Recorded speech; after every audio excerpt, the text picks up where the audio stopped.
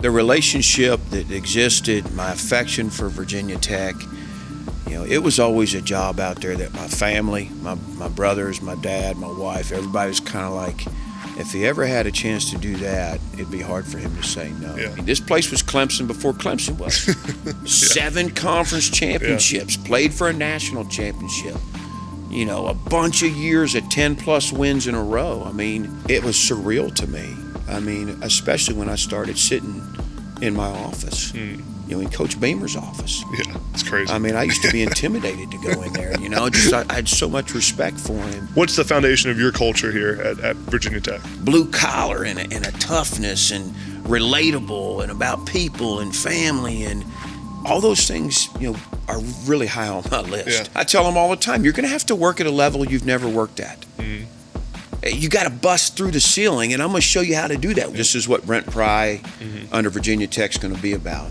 What's up, guys? Welcome back to the Next Up podcast. I'm Adam Breneman. We are at Virginia Tech today in Blacksburg, Virginia, talking to my man, head coach Brent Pry at Virginia Tech. He was at Penn State when I was there, got to know him really well, and now he's building this program to be one of the best in the ACC. Before we get to the podcast, please subscribe to this podcast below. All your guys' support allows me to travel around the country and have on great guests like Coach Pry today. Let's go talk to Coach Pry. Before we get to the pod, we have a new sponsor for the Next Up podcast, Caldera Lab, and I am fired up. Because of Caldera Lab, I'm able to put my best face forward. How do I do that? By adding a skincare routine from Caldera Lab into my day every single day. Now, I know what you're saying. There's no way this guy sticks to a skincare routine, but joke's on you, because there's no way this face stays this clean and looks this good without it. And honestly, it's not that hard. I just needed the tools, and now I have them from Caldera Lab. Here's some insight on my personal routine. Number 1, the clean slate. It's a face wash that starts and ends every single day for me. Number 2, the base layer, a moisturizer that hydrates my skin. And number 3, the good, a bedtime night serum that has my skin feeling tighter and smoother than ever before. The skincare world is not just for females anymore, it's for men too, and it's doing wonders for me. So what are y'all waiting for? Go to calderalab.com/AdamB for 20% off their best products. That's a huge discount at calderalab.com/AdamB. And guys, supporting our sponsors like Caldera Lab supports me and allows me to do this podcast every single week for all of you. So please support Caldera Lab at calderalab.com/AdamB for 20% off. Before we get to the pod, I want to tell you all about Athletic Greens. And let me tell you, when I found out about this sponsor, I was fired up because I've been using Athletic Greens for years, and I want to promote to you guys the things I actually use. I love Athletic Greens. As a former Division I athlete, I've tried countless supplements, and recently my nutrition and my health has become a bigger deal for me as I get farther away from my playing career. And let me tell you, Athletic Greens is the real deal. Has me feeling healthy and energized every single day. With as much as I'm on the road, traveling, shooting podcasts, it's hard to have a healthy diet, hard to have healthy nutrition, hard for me to get my vitamins and minerals every single day. My doctor even told me that last time I saw him. But with Athletic Greens, I get 75 plus vitamins, minerals, and a bunch of other healthy things. I don't even know what they are, but I know they're good for you. And when I wake up every single day now, I feel energized, my digestion has never been better, and I'm ready to attack each and every day because of Athletic Greens and AG1. So if you want to take ownership of your health like I am right now, try AG1 today at drinkag1.com/nextup, and you get a free 1-year supply of vitamin D and 5 free travel packs when you go to my link, tryag1.com/nextup. Next up. You're looking good, boy. You look good? Yeah. Busy, crazy, but you look good, man. I'm a little heavier than I was last night. I said I couldn't gain weight. Now I can't lose it, man. Well, just so you know, in your staff meeting, I said, and Adam Breneman's on campus today. Really, really good 5-star tight end out of Harrisburg. I'm You gonna offer me or what? I appreciate you doing this, man. Yeah. Been good. I've been keeping up with you and watching it. You're doing a nice job with it. Yeah, I was, you do a lot of podcasts? You do this kind of stuff? No, I mean, I'll do it, I don't say no to much right now, to be honest. Yeah. We're kind of in that realm. Yeah. So. Doing what you can. Yeah, we got to, our narrative, we got to pitch it where we can. Yeah. And we've seemed to have got some momentum and some excitement. Like. I've been following. How's Tebow doing? He's doing well? He's doing awesome. Yeah. Moving him to quarterbacks was. Yeah. I wanted to do it when I took the job, and he talked me out of it. So. Yeah. We got a chance to get it right. Yeah. I'm excited. So where do you make your home? Philadelphia. I live in Philly. Yeah. Okay, you enjoying that? So I lived in Arizona for 2 years when I was out there, and then How old are you now? 28. Yeah. You're not a spring chicken anymore. You're not a spring chicken anymore. That make you feel old at all? Yeah. I always tell people you were one of my favorites when, even though I never got the chance to play for you directly when you were on defense. But I'll never forget when I was on scout team one week. Do you remember this all? You probably don't, but you made my whole year. The 2 years I was hurt. Remember 2 years with Coach Franklin and you there. I didn't play. I mean, I couldn't even run. But I was trying to come back, and I was on scout team one week. And on scout team, I had like a few touchdowns against your starting defense. And I was, out there talking shit to the players and running scout team. And I remember you came up to me after practice one day, and you were just like, man, I'm so proud of you. The fact that you're out here being willing to play scout team when you shouldn't be on scout team. And I'll never forget when you did that. That was really cool. It meant a lot to me because, you didn't have to do that. You weren't my position coach. And I appreciate that. That's when I knew the kind of guy you were. But I appreciate that. No, I appreciate doing this. We just kind of chop it up, talk a little bit. Been doing kind of the coaches tour. I think we're rolling right now. So been going all over doing head coaches. And awesome. I messaged you and said, would you be willing to come on? So I'm glad you're. Well, I got a lot of respect for you, Adam. And I think you care about this game and got good perspective on the players and the coaches. And I think you're finding a way to stay connected to it, and I think you're getting enjoyment out of it. And I think you ask intelligent questions, and the conversations are good and healthy, and so it made sense to me. No, I appreciate it. Yeah, it's been fun. Little different than playing or coaching, but it's been good. And the cool part is, I feel like years ago, head coaches would normally say no to this kind of stuff, right? But I think things have changed. You got more and more coaches doing podcasts, doing the content thing. Because for you right now, right, it's about building the brand and getting your message out there. I'm sure that's what this time of year is all about. Yeah, and for a place like Virginia Tech, we have a strong brand. Yeah. But to be able to get out and talk about our people, our staff, the culture on our team that we're building, especially within our borders. Yeah. The state's just so important to us. And anytime Virginia Tech's had a lot of success, the meat and potatoes of it has been players from the state of Virginia. Yeah. And we're always going to go out in our footprint. But Coach Beamer's recipe was 5-6 hours, and it makes a lot of sense to me. Yeah. When you saw Virginia Tech from afar, which I was able to do in the 8 years at Penn State, especially, and recruiting in the state of Virginia. I mean, just where the program was and what was happening, and not a knock on the last staff at all, just how I thought it would work and what you would need to do in Blacksburg. I had a pretty strong vision of what this needed to look like. Yeah, I mean, there's so much I want to talk to you about and different topics to dive into. The first one is kind of what you just talked about, the vision you have for this place, and what made the thing that I'm curious to hear about is what made this the job that you wanted. And I know you were at Penn State for a long time. You were with Coach Franklin for his whole head coaching career. And I know there were opportunities that came about, a bunch of them. I mean, Coach Franklin's talked about it and how big it was to get you to stay at Penn State that long. What made this the one that was worth leaving Penn State for? Yeah, the first thing I'll say, Adam, is I love James. Yeah. And he is like a brother to me. I owe so much to him. I learned a ton.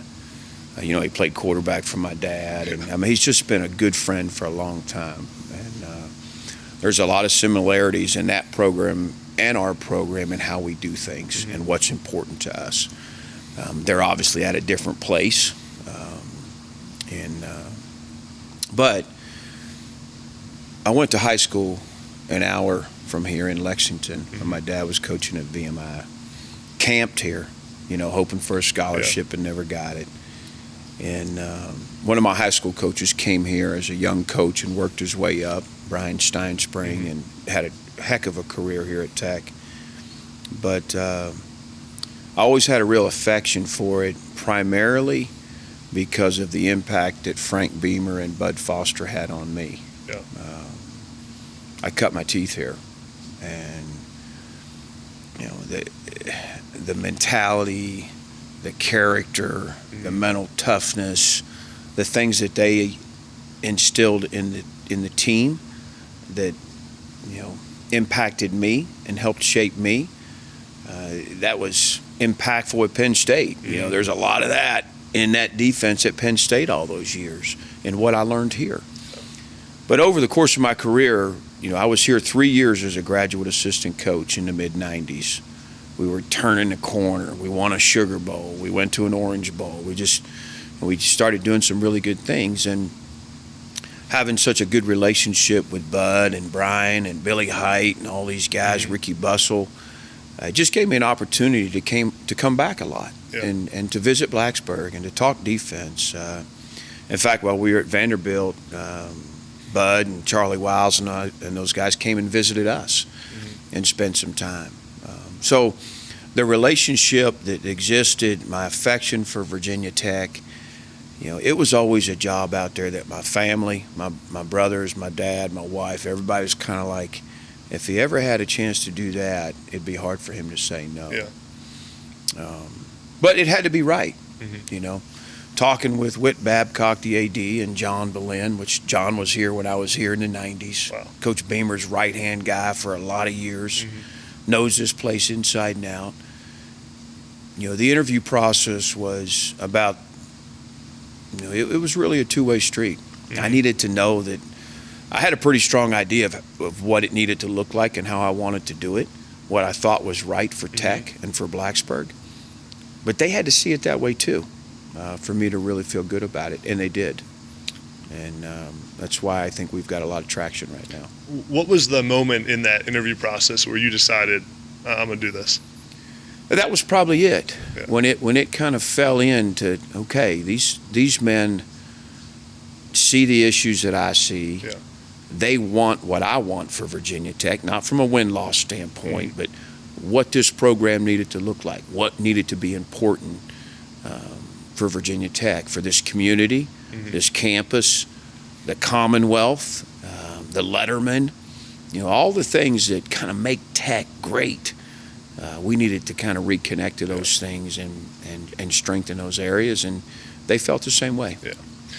When you got here in, let's say, week one as the head coach, what was the biggest thing that surprised you? Oh, just probably how many hats you got to wear. As being as close to James as I was and being in a lot of important high-level conversations and decisions and, at Vanderbilt, at Penn State. I went to Louisiana Lafayette with Ricky Bussell, who was a first-time head coach. I went to Georgia Southern with Jeff Monken, who was a first-time head coach. I go to Vanderbilt with James, who's a first-time head coach. So there's just a lot that I had a chance to see and learn from and grow from to help prepare me for this. But, there's so many important things that come across your desk besides X's and O's and player development. There's so many other things. And I love it. I love all of it. Sometimes I feel like there needs to be two of me. I'm going in my car at 8 o'clock in the evening, and there's 3 people following me out the door with questions, and I'm like, I'll be back in the morning, guys. I'm not going anywhere. Town. I'll be here. This can wait. Yeah. But and then of course NIL and the transfer portal. All those years with all those guys, there's no roadmap for that. Yeah. I didn't have the the benefit of learning from James or Ricky or Jeff or anybody about what to do in those situations and how to navigate that. But there's a ton of support here, which really makes it helpful. I have a great relationship with our athletic director, our associate athletic director, and those things are really important, I think. There was no tab in your head coach's manual for NIL or transfer portal? You didn't get to compile that? No. And there's not many people you can call to help you with it. And help, yeah. What was something that you learned from Coach Franklin that you took from him that when you got here you said, I'm absolutely implementing the way he does this certain thing? Yeah, I think there's 2 things that jump out to me. Recruiting at a very high level and what that really looks like. The details and the specifics and the investment in recruiting a young man and the family. It's I don't know that there's enough coaches out there until you go through it a few years. You don't really realize what that needs to look like, what it takes for these families. They're making such a huge decision. And so certainly that. And then also I think, Coach James always did a great job of just, if there's an argument to be made, he always compiled a ton of research and data to make sure it was a fair and just argument. Mm-hmm. And here's the evidence behind it. And I always respected that, and I think it's one of the reasons he's able to move the needle as much as he has, and to get decisions made for his program. So, he's done a lot of great things, but those two things probably stand out. Yeah, and you were such a big part of that place for a long time. I remember when I was, even my first couple of years there, when we would have our leadership council meetings, it was always you and Coach Franklin. Yeah. And you were. I mean, you wore that hat at Vanderbilt too, right? With him, you were the assistant, whatever the title, assistant head coach. Yeah. I think maybe at all of my stops, with the exception of Memphis. And I mean, I'm thankful to James for the opportunity to be close and to get some firsthand accounts and to be a trusted confidant. It meant a lot to me, and it's one of the reasons it was very hard to leave. Yeah. He didn't mess with us really defensively unless it was important. We were able to do our thing, and had a chance to lead 10 men, 10 coaches, 45 players, and do it our way and do it the right way, and try and keep things off his plate and make him proud and the Penn Staters proud, and he just. Coach is going to treat people right. Yeah. And we're doing the same thing here. Yeah. It starts there. And this business can be very tricky and can be very messy, can be hurtful, can be so challenging. And if you treat people right and you're forthright and you do things the right way, I just think it eliminates some of that gray and keeps things kind of moving forward. And, we embrace the heck out of hard conversations here. I think not enough young people, heck, not enough adults. Yeah. Everybody tries to steer away from them. Text it out, right? And we're creating a culture here where, they know if they have them, we got a chance to be better for it. Yeah, well, that was my next question. You kind of started going down that line. Was as you come here and want to build your culture, what does that look like? What's the foundation? Coach Franklin has his core values at Penn State. What's the foundation of your culture here at Virginia Tech? Before we get back to the pod, I got to tell you guys about Manscaped. Guys, here's the reality. It is summertime. Summertime means more fun, more ladies, more time on the beach. And what's crucial during that time? You have to look good, top to bottom, literally. The way I make sure I'm looking good and fresh and light every day in the summer is with Manscaped. The Performance Package 4.0 has me feeling my best. Last time I was at the pool about 2 weeks ago, I had the shirt off, my face was clean, I was groomed well below, and my confidence was at an all-time high, and it paid dividends for me. Here's why I love the Performance Package 4.0. The Performance Package 4.0 has everything you could ever need to keep you looking your best. It comes with the Lawnmower 4.0 trimmer, the Weed Whacker ear and nose trimmer, Crop Preserver ball deodorant, Crop Reviver toner, Performance boxer briefs, and even a travel bag to hold all your tools. Trust me, guys, you don't want to miss out on this bundle. So guys, go to manscaped.com and use my code ADAMB for 20% off and free shipping to get what you need to be feeling good this summer. That's code ADAMB at manscaped.com for 20% off and free shipping. And guys, supporting the sponsors of this podcast like Manscaped helps support me and allows me to do this podcast every week for all of you. So go to manscaped.com, use my code ADAMB for 20% off and free shipping. What's the foundation of your culture here at Virginia Tech? Well, when you lead a defense for so many years at Penn State and at Georgia Southern and other places, you have a pretty good idea because you've got your own culture on that side of football. Yeah. And I particularly think defensive-minded guys, and growing up in the culture here with Coach Foster and how important mentality was, believing that it was a skill that you could shape and grow just like anything else, like your speed, like your strength, like your football IQ, that it could be a real strength. I believe here that it's my job and this staff's job for everybody in our roster to reach their potential and then some, from the best player to number 125. Yeah. And if we do that, we'll have a good football team. We'll win games. So now it goes back to how do we do that? Well, it's accountability. that we've got a program here in place that's a weekly team meeting oriented PowerPoint on who's been accountable this week and who hasn't. Yeah. Communication, being great listeners, not afraid of hard conversations, not afraid to walk into your coach's office. You know, don't complain over here, don't complain over there. Let's go get it fixed. Let's go talk it out. I think, you know, one of the things we did a really good job with at Penn State was just creating a high level of competition each and every day. We needed that here, and that's probably been a bigger shot in the arm than anything. Yeah. And then, you know, to me, details is what excellence is all about. And you layer details upon details upon details, and all of a sudden you have an excellent product. You have excellent service. Yeah. All of those things are rooted in details. But if your coaches aren't teaching in detail, if you're not mentoring in detail, if they don't know how to recognize details and listen for them, so we do all of that. You know, the details are talked about daily in our program. And then lastly, as I kind of mentioned, I think the mentality piece, the approach, the investment, the sacrifice that's necessary at this level, we have to have an understanding of that. Yeah. They all want to win a championship. They want to do what it takes. But what's required, you know? I tell them all the time, you're going to have to work at a level you've never worked at. You got to bust through the ceiling, and I'm going to show you how to do that. We are going to teach you that you haven't worked to your capacity. You haven't invested as much as you can. You haven't sacrificed as much as you can. There's more. Yeah. And then the other piece to mentality that people don't talk about is we're going to keep this fun. I want our guys to want to walk in our building and want to do this every day with us, knowing it's going to be hard. But they got to want to come in here and be excited about busting their ass for what we're about and what we're after. Yeah.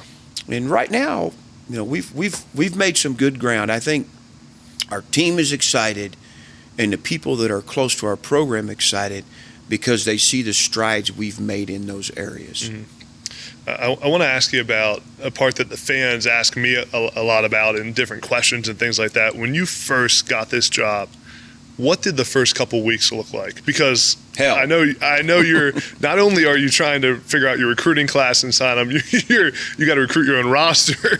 You got to sign. You got to recruit staff. Exactly, and the staff part is the major part. So take me through those couple weeks and what the days were looking like. Well, we were in the top of the stadium. Yeah. In all the executive suites. The previous staff was coaching for a bowl game. They were down in the offices, so we were a satellite group, sometimes sleeping up there, a lot of pizza boxes, maybe a few empty beer cans. And you know, we were hiring a staff, got some people in place right away, some trusted folks that you know, got here about when I did. And you know, it was really important. I just remember the diligence in hiring the folks we brought in, that they would be right for me, for our players, but also just as importantly for Virginia Tech. That they wanted to be here for the right reasons. Just like we're looking for in recruiting, that they identify with how we're going to do this. They see it, they want it, they believe it. So the hiring process was, you know, there was a lot of diligence there. And then trying to evaluate the recruiting class that was in place, the commitments, and trying to be fair to those kids and those families, kids that were enrolling in January, that maybe didn't fit exactly what we were looking for, you know, making decisions to stick with them. And then going out and flipping a few kids that maybe didn't choose Tech because it just wasn't what they were looking for. And now here's something different. I don't know if it's better or not, but here's different. This is what Brent Pry under Virginia Tech's going to be about. And so we were able to turn some kids and filled out a pretty good class. And then the most important piece was, meeting this roster and having those guys understand pretty quickly that we were going to be about them and that I needed them and I appreciated them and I'm going to earn their trust. And, you know, there were some guys, some super seniors, you know, that could have left, that decided to stick it out with us and provide us some great leadership, you know, through a pretty tough transition. So it's a lot. And then you got wife and kids that are thinking about, where are we going to live? I need a home, I need schools, and we had to buy a puppy for the daughters because the move, we had to put a Band-Aid on that and make them feel a little better. So we got a new puppy. It's a lot, but it's also very exciting. I mean, I remember every day.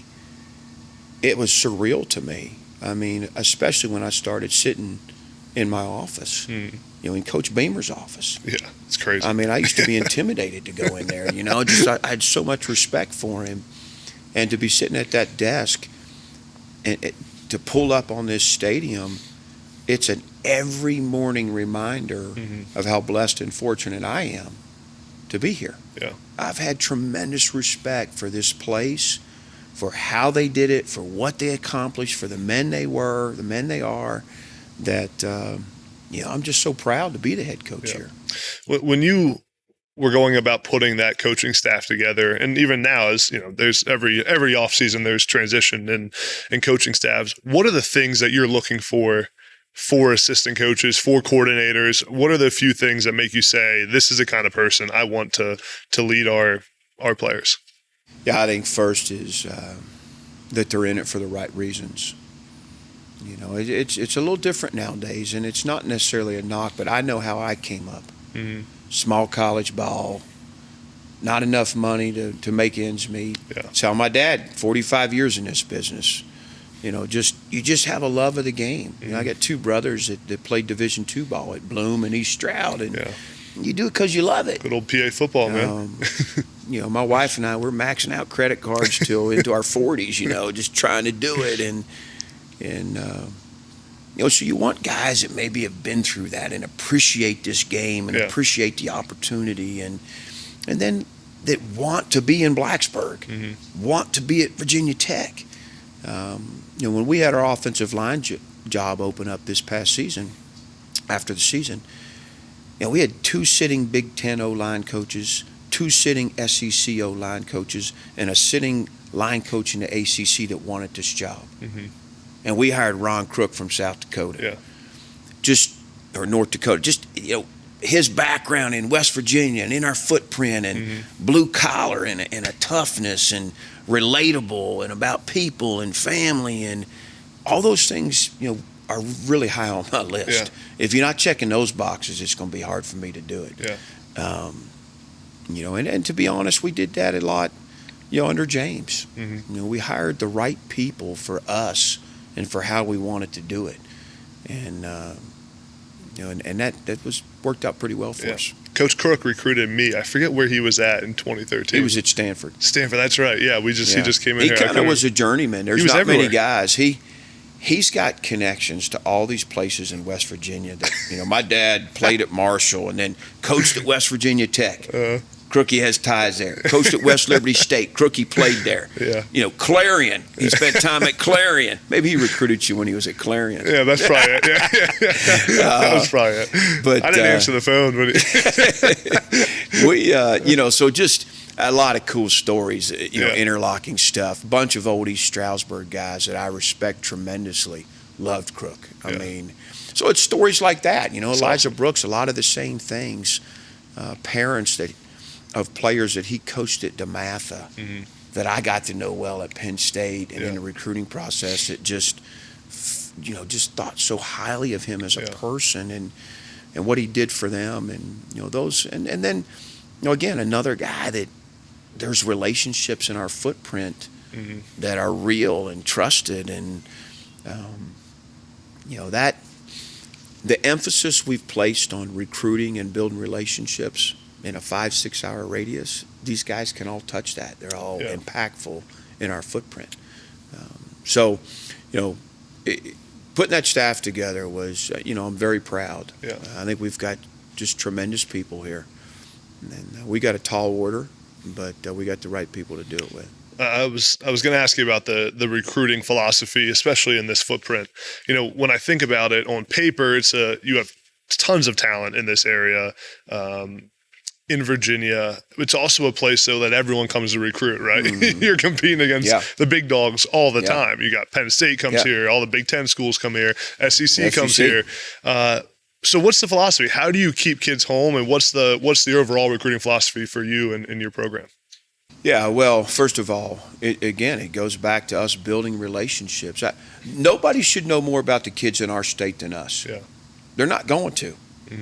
8th grade, 9th grade, we're knowing about them. We're finding out because we're invested in the schools. Yeah. We can spend more time in the schools in Virginia than any other staff. Yeah. And we're doing that. So, when I got here, there was 3 or 4 kids that we had recruited the heck out of to Penn State that had been to Penn State, I don't know, 4 or 5 times and had never been to Blacksburg. That's crazy. And that doesn't mean we're going to get them, but it's going to put us in the conversation. And if you're in enough of the conversations, you get a few. You're going to get a few. Yeah. I don't think anybody outside of our state should have a better relationship with the kids in Virginia than we do. I say that, and these high school coaches and these families and these communities, this is the flagship school. Yeah. They remember when this place was Clemson before Clemson was. 7 conference championships, played for a national championship. A bunch of years of 10-plus wins in a row. I mean, the highest level. Yeah. And, back-to-back years of the number 1 defense in the country. So this is, there's older brothers and moms and dads and uncles and aunts and grandparents, man, they understand this brand and what this place is about. And so it's been good. They're so happy that we're back investing in the state. They're so happy that we're back in these schools. I mean, I went in Michael Vick's high school and they hadn't seen a tech coach in 6 years. How's that happen? Just different philosophy. And I'm not saying, don't you just go in and take a picture with his jersey, like, man. At least stop by, right? But there are a bunch of good players in this state. Yeah. It's a talented state, and, you've got, everybody, coming. It's very competitive. But, we're in a lot of good battles right now that we couldn't be in last year. And I think moving forward, as we're able to invest in these guys and start recruiting these guys at an earlier age, even though, maybe there's something that's, there's a school that's had more success currently, the relationships and the vision and the future and what they see in us can be enough to get some of those guys to stay home. I think we'll do that. Yeah.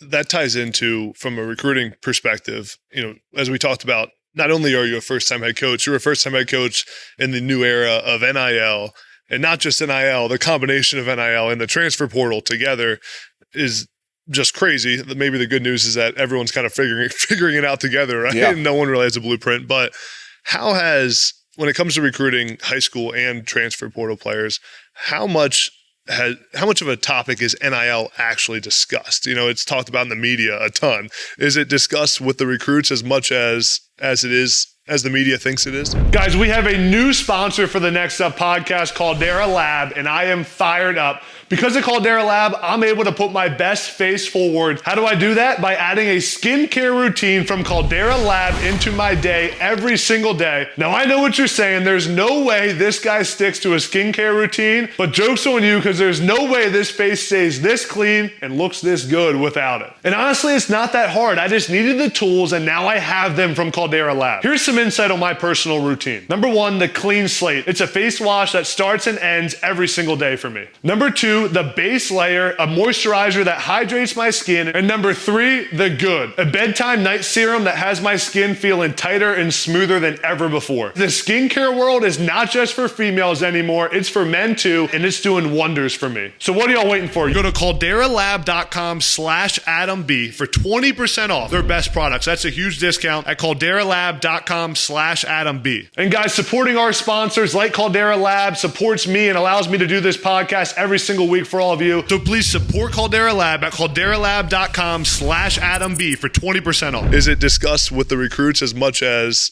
the media thinks it is? I think it comes up with the majority of recruits. It comes up with every transfer, and it comes up in some way, shape, or form with every high school player. I'm not saying it's, for some families, they want to know more than others. But I think the opportunity, to do something in the name, image, and likeness space is on everybody's mind now. Some of them are getting it at the high school level, and so it's just part of it now.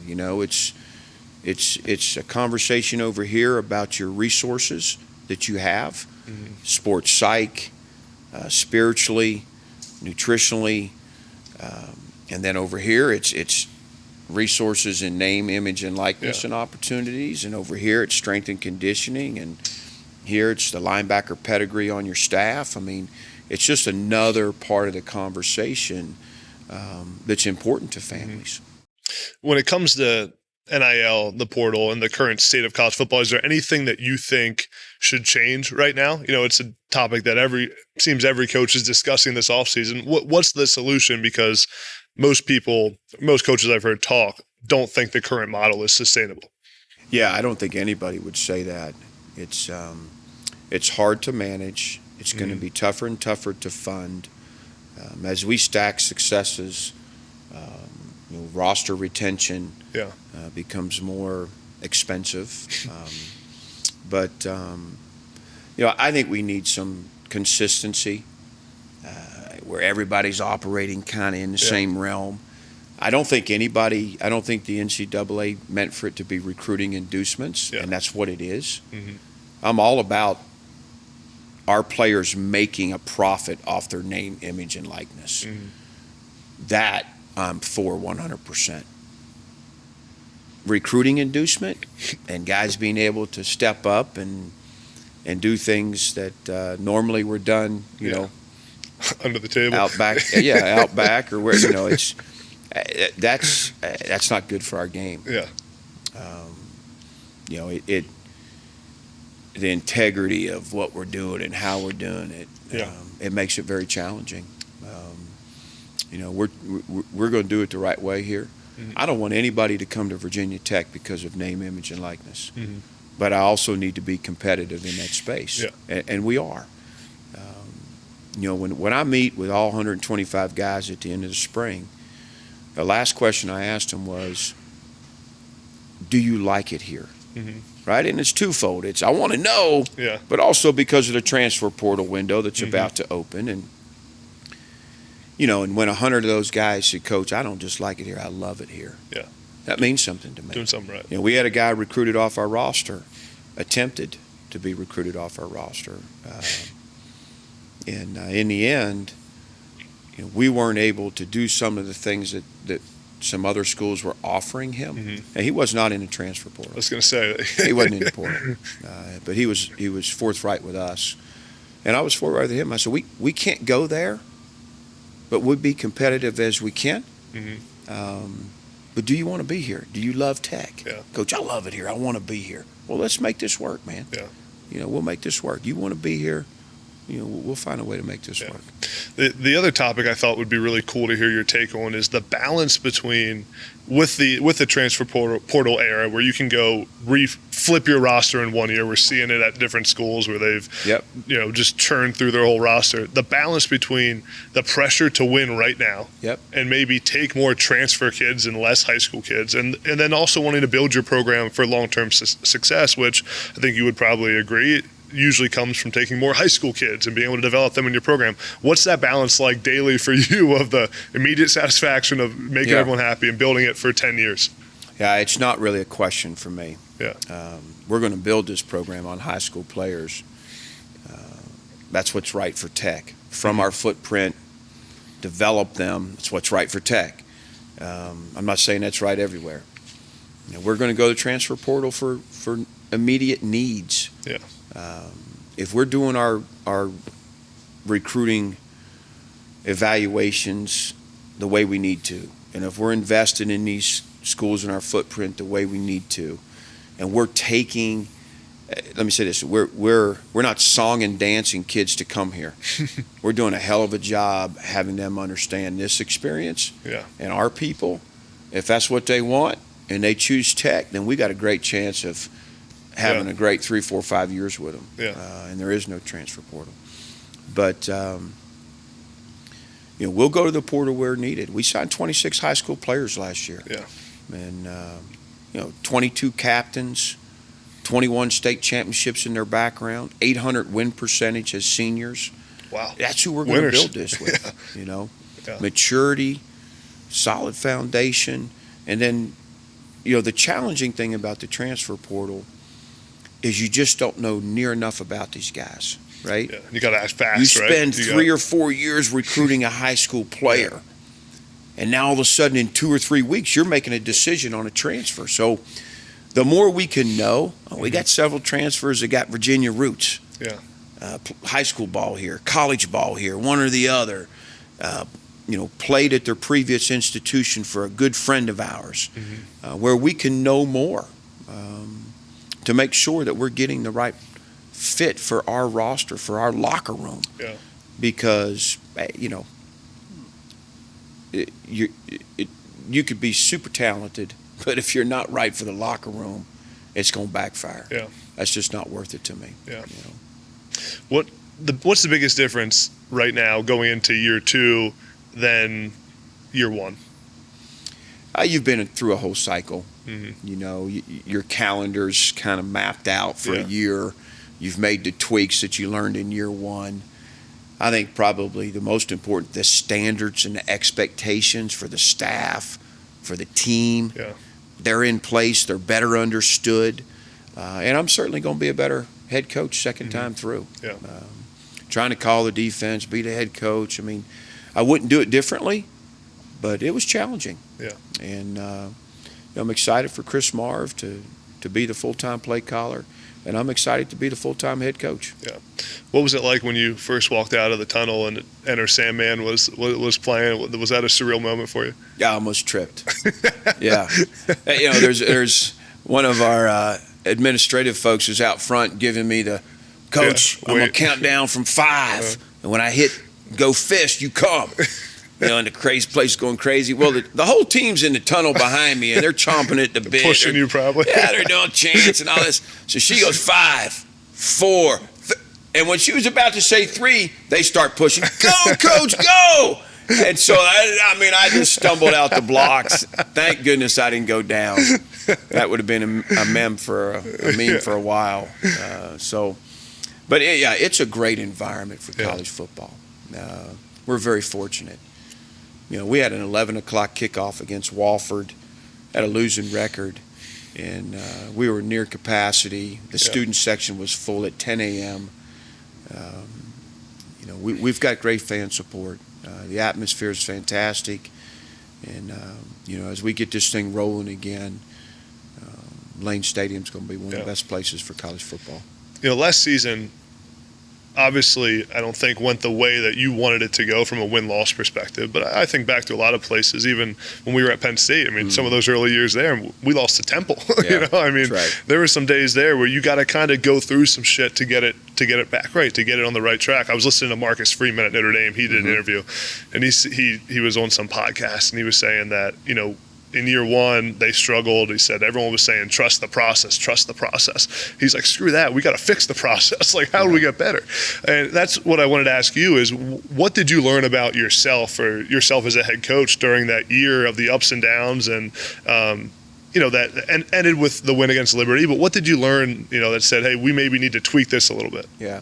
I think for me, being more proactive with things with our team and our staff, things that, rather than, okay, here's the issue, right? We're not overcoming adversity quick enough in a game. Yeah. We get in a tank. It takes us a quarter and a half to realize we can still win this thing. Well, we got to coach that ahead of time. Yeah. We got to put them in those situations. We got to talk through it. We got to show examples. We got to make sure that when that happens in week 1, if it does, that we don't go in the hole, right? Yeah. We're able to know right away. We already know we're built that. And so having some foresight on some things, for me that way, I think will allow us to be better equipped to handle the things that a season throws at you. And I think the ability to have honest, good conversations about where the weaknesses and the struggles are, right?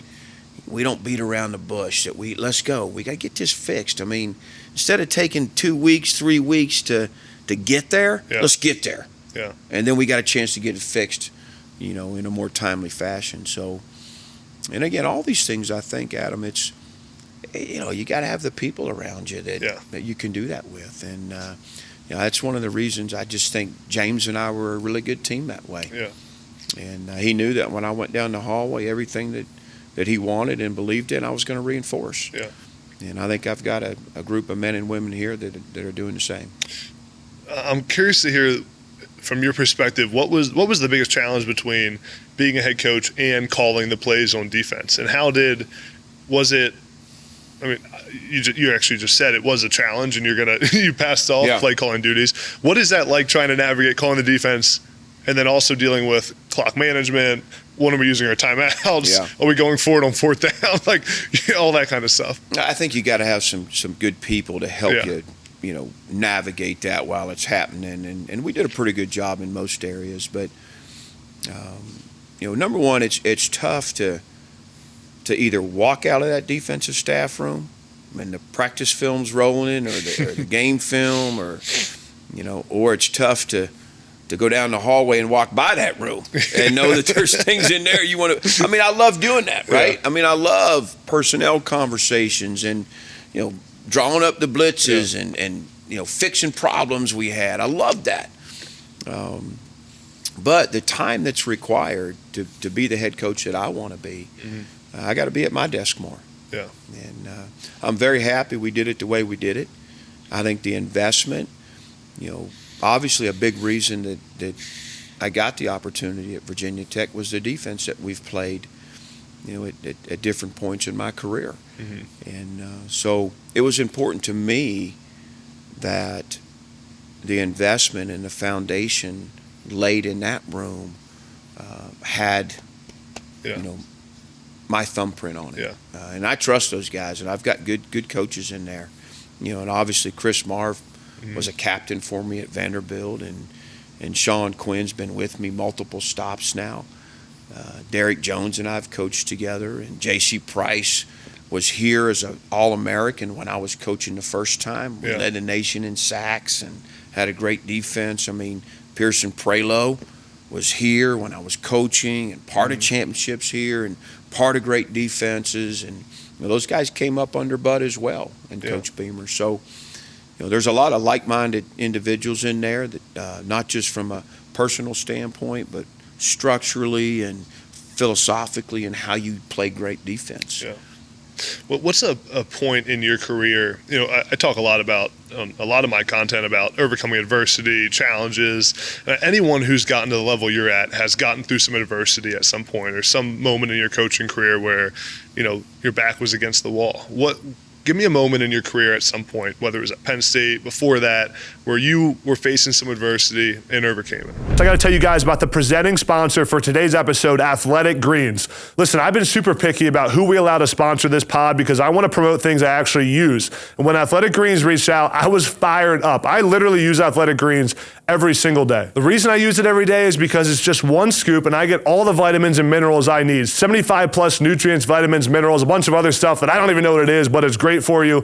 Since I started taking Athletic Greens daily, I feel better, my energy is better, my digestion is better. And as a guy who travels a ton, it's hard to get my vitamins and minerals in. With Athletic Greens, it's as easy as one scoop a day. As I've gotten farther away from my playing career, I now take my health more seriously, and Athletic Greens has been a game changer for me. So if you want to take control of your health, try Athletic Greens AG1 today and get 5 free travel packs and a 1-year supply of vitamin D free when you use my link, drinkag1.com/nextup. Again, that's 1-year supply of vitamin D free and 5 free travel packs when you use my link, drinkag1.com/nextup. And guys, supporting our sponsors supports me and allows me to do this podcast as consistently and at a high level like we have been for all of you. So please go purchase some AG1 at drinkag1.com/nextup. Oh, man. I mean, there's a lot of memories coming back right now, and we don't have enough time on this podcast. It does make you stronger. Yeah. I sit here as a testament to that. And I've been fired twice, and I think the way I handled that, myself, my wife, just the perseverance and the respect and in the process, and I think having perspective on why decisions are made, and I think you grow from it. You learn to value your opportunity more. 2016 at Penn State. I mean, we're 2-2. They're booing us out of the Minnesota stadium. game, right? Yeah. We got cranked on at Michigan and come back. We're losing to Minnesota, and the perseverance to find a way to win the game. And man, we got 5 linebackers out, and to come back and really, have an impact in the year that we had defensively. And I'll never forget after that Michigan game that morning, there was a tweet circulating that said, "Bye, Pry." And it's just, the things that a lot of coaches have dealt with. But, I think it's that's what shapes you, though. Yeah. I don't think I could change anything, because if you learn and you grow from the experiences, good and bad, you're just getting to a better place, Yeah, it is funny. I'm going to see Coach Franklin tomorrow at Penn State. Tell him I said hello, and I just will. Stay the heck out of the Commonwealth. Stay out of Virginia. Yeah. I was preparing for this and preparing for that. I was talking to a couple of buddies, and we were talking about that 2016 Penn State season and just how different things would have looked at Penn State. I don't know what would have happened, but if that Minnesota game would have gone the other way. And it's something that no one talks about anymore. But I remember I was playing at UMass at the time, and I remember checking I would check the Penn State scores at halftime, want to see how the boys were doing.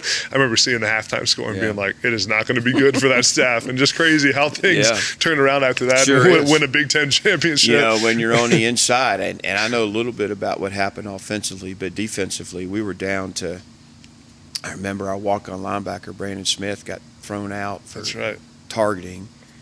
And then his replacement, Jake Cooper, separated his shoulder in the fourth quarter. So we take Manny Bowen, who had never played Mike linebacker, and said, "You're going to be the Mike linebacker." He was like, "What?" We taught him 3 calls on the sideline, and it's the last series of the game before overtime. And I called a blitz, the one blitz that I taught him on the sideline, as a Mike linebacker, and they come out and unbalanced. And the unit goes to our unbalanced check that gets us out of the blitz. He's got no clue. And he said, "I don't know, Groucho, I'm running the blitz."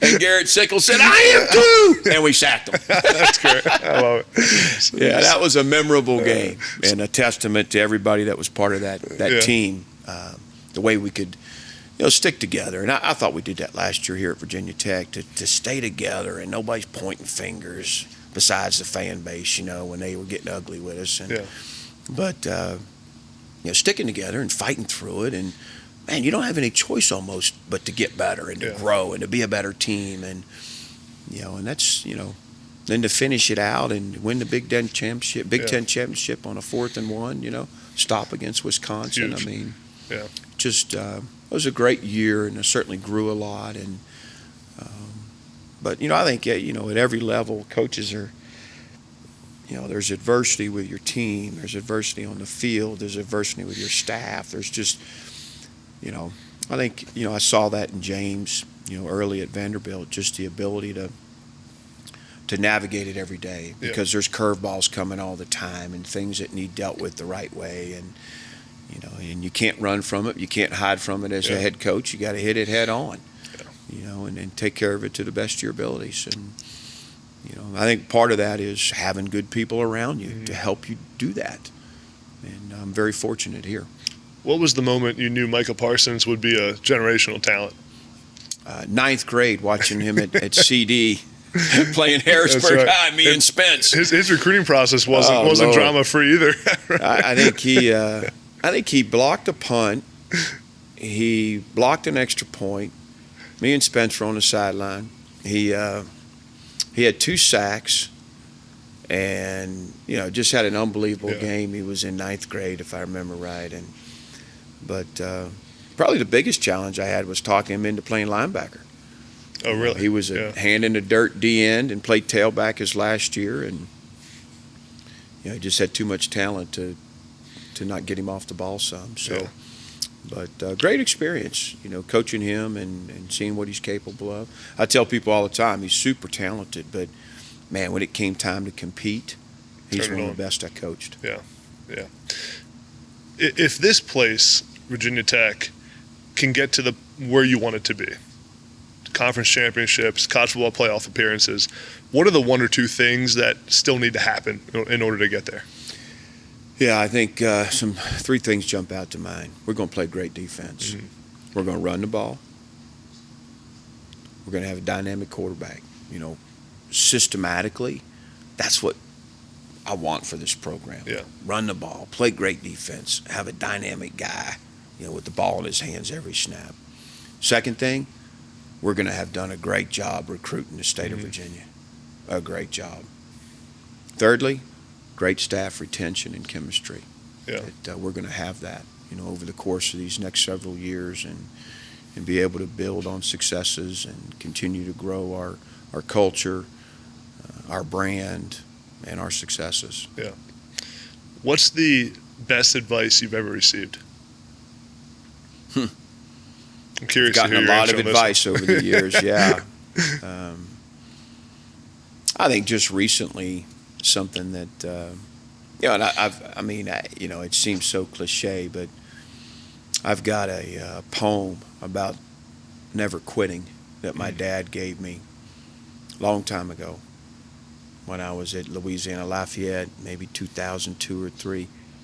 And he just wrote he put it in a little silver frame, just like a 5x7 typed out, and about when your back's, against the wall. Mm-hmm. And he signed it, "Love, Dad," and it's just about never quitting, right? And that sucker, it sits in the back on a shelf in my office, every job I've had. And at some point during the season, it ends up right here in front of me. It comes out when it's needed, and it's a really strong reminder, because now over the years I've been there where I haven't, and and you persevere and you work through it, and you come out of it, But then more recently, just to sleep on things sometimes before you make a decision. I'm an emotional guy. I'm kind of grit your teeth and let's have it out. And sometimes I just need to be able to kind of let it go for a minute and make sure I'm making the right decision on some things. What's it like being an assistant coach on Coach Pry's staff?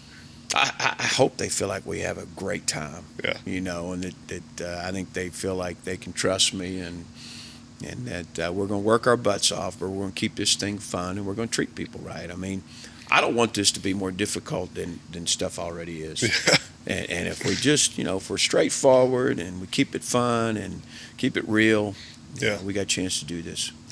Last couple of things I got for you, Coach. Appreciate all your time. Is your family. So I got to meet some of them in State College when you were there, and your wife. And my question is, how do you balance the pressure to be a championship head coach, right? To do the work here, and also make sure that you can go home and be present, and the balance between that. And I know that part of the answer is there's really not a balance a lot of times, but how do you handle the two? Yeah, I think, people tell me, that a coach's life is just completely out of balance, right? That it's just, compared to a lot of normal folks, but balance has always been really important to me. Mm-hmm. I can't be the coach I need to be if I don't have it. Yeah. And for me, that really equals two things. That equals my family. I'm not a guy that golfed a lot. If I had 4 hours, I was going to go get with my wife and kids, and my 3 cats and 2 dogs. I love that. And it's just like you always hear. I mean, I had young daughters, and, they didn't, if we won or lost, or if we had a bad practice, they didn't, they just wanted to hug on their dad and play some Barbies. And so that's always been awesome for me. I love it. I mean, I wouldn't want to be the head coach at Virginia Tech without them. Mm-hmm. It just wouldn't be as meaningful. We're on this journey together, and then the second piece is, I'm a big music guy, and man, I can forget about everything else for a while and catch a live band or listen to some good tunes at home, and I like to relax and do that, or spend time with the family. And I just know if I don't, I'm not going to be the coach. And so I want that for our staff, and to be honest, I want that for our players. Yeah. It can be such a grind, and these guys will work as hard as you allow them. Yeah. When you're motivating them and they're excited, they will be out there for 5 hours on a voluntary day if you let them. Yeah. So we gotta make sure we keep them healthy and balanced. And it's, people want to say it's business and it's this, and even for the players, this is business for me, and I got to get to the league, and I got to get this degree, but at the same time, let's enjoy the ride, man. Yeah. It's pretty special. Yeah. So, we have plenty of balance around Virginia Tech. They got good live music in Blacksburg? We're working on it. I think I may have to invest in a little music spot. Coach Pry's music studio? Yeah. Everyone, it's been well documented how great of a recruiter you've been throughout your career at Penn State, now here. But no one knows about some of the toughest recruiting losses. So give me the recruiting loss that haunts you to this day still. Is there one that stands out? There's one that jumps to mind first. There's been a lot of losses, and I've had to take people's advice that don't worry about the ones you don't get. Make sure you're getting the right ones, which is important. In the year 2000, we're at Western Carolina. This is a crazy story. The D-line coach and I had recruited the heck out of a guy. His name's right here, but I'm not going to say it. And he was from Florida. And it was us and Bowling Green, and we're at Western Carolina. And back in that time, you brought your coffee into the fax machine. He brought in the stationary bike. I'm having a donut and coffee. He's on the bike. It's a D-line coach and I. And it's a DB from down in Florida that came and visited us. He canceled his visit to Bowling Green. We went down and saw him and his mom. It was great. We couldn't believe we were going to get this guy, get Catamount. We're so fired up. So, everybody has a little contest whose signee comes in first. Yeah. It's not the same nowadays because it's all electronic. But it used to be who rolled across the fax first. And here it comes. It's the high school cover letter. And he's like, yes, we're so fired up. We got him, here it comes. Well, the second page it came in, it's blank. As it comes through, it's supposed to be the NLI, right? And at the bottom, there's a little typed paragraph. And it said, I've decided to go to Bowling Green. Please consider my friend John Smith, the punter, for my scholarship. Thank you. I think my buddy fell off the bike. I spilled it was a bad deal. You talk about getting, it brought into the business. Funny in the time. Yeah. A recruiting lesson early on in our careers. A tough blow. That's brutal. Here it is 25 years later. I can remember his name and everything about it. So there are tough losses, and that was certainly one of them. And players are still trying to get their buddies scholarships, right? That'll never stop. That'll never stop. He was a DB. He said, "You take my buddy, the punter, and give it to him." That's great. I love that. Recruiting's a brutal game now, man. It is a brutal game. Yeah. Last thing I got for you. I end every podcast with this. What's your why? What's the reason you wake up every day and do what you do at a high level? There's a lot of reasons, to be honest, Adam. Tough to pick one. I think, my family and our happiness and success and just being on a journey. And it extends to our staff and our team, right? Mm-hmm. We're on a journey together. Yeah. We only get one shot at this life thing. And these people, players, coaches, family, have aligned with myself and my wife and my family here to do this. Yeah. And I take great pride in that. It's very important to me. And then also, there's a sense of self-pride, right? Just that what you do, you're doing your absolute best, and you're doing it the right way, and you're pouring your heart and soul into something to make it work for everybody. And then just feeling so blessed and fortunate to be here. Mm-hmm. How do you not do your absolute best every day when, I'm as lucky as I am to be the head coach of Virginia Tech? Yeah, I love it, Coach. I'm excited for Tech fans to get to know you a little bit better and see this. And it's been fun following you and knowing you through the years, I'm excited to see what you do and build this place into, I have no doubt, conference champions. So I'm excited. I appreciate you saying that. I'm glad you took the time to come down and see us, and you're always welcome here, man. Appreciate it. Ton of respect, and happy about what you're doing. Thank you. Hopefully next time you come back, we got a few more wins under our belt. Yeah, I'd love to come to a game this fall, maybe. Come check it out. Yeah. See you, man. Put you in the box. Yeah, that's what we need. Appreciate it. All right, brother. I appreciate it. Yep.